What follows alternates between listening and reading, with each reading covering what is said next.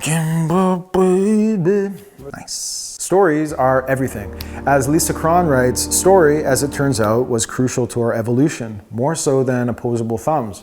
Opposable thumbs let us hang on, story told us what to hang on to. Or what about this quote from Joe Lazurakis, I don't know how to say his name, and Shane Snow. Good stories surprise us. They make us think and feel. They stick in our minds and help us remember ideas and concepts in a way that a PowerPoint crammed with bar graphs never can. That one hits nice. Let's think about these quotes and then let's apply them to the business that we do every day. Let's think about our conversations and the types of content that we share online. Sometimes we can get the deer in the headlights effect and come across extremely impersonal. Playing it safe in the business game is a massive mistake, as I'm sure you've already learned, especially when it comes to marketing our products and services. So, for example, if I were to sell an online course about the type of work that I do, which pitch sounds better to you? Okay, here's the first one. Learn how to make videos and take photos for a living. It pays well and it's fun. You'll definitely enjoy doing it and it'll make money too, so you may as well take this course.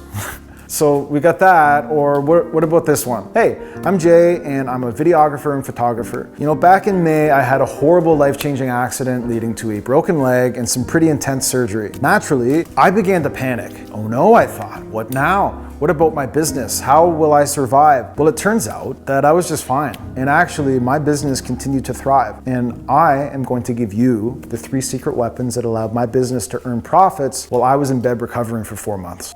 Okay, now, I feel it goes without saying that that second pitch is better. I mean, I'll say it anyway. That's a badass pitch. And best of all, every bit of it actually did happen. So there's no issue from a moral standpoint. The only hump to get over here is learning how to be transparent and share some vulnerable information with people. But these types of stories, they help to inspire potential clients to take action and to feel a certain attachment to your products and services. You know, all of us have these wells full of knowledge and experience and stories that we can take advantage of and share with wider audiences. While you're thinking about what to post on social media and what to put on your website, I implore you to dig deep into the reservoirs of your imagination and tell the honest, thought-provoking stories that got you to this point. So here's a few questions to ask yourself, and I hope that these can kind of help you prime the pumps. Why did you start your business? What has been the greatest benefit you've experienced from building this business? What's the hardest thing you've been through? And what did you learn while you worked through it and came out on top? What's next for the business? And how are you only able to get there because of a specific difficult thing that may have happened? Moving forward, use these questions as often as you can and craft stories that your customer base can actually resonate with. If you own a construction company, give us a background about how carpentry may run in your family, how maybe you learned it from grandpa and now your son's learning it from you as well. If you're in the health world, maybe you can talk about that injury that you had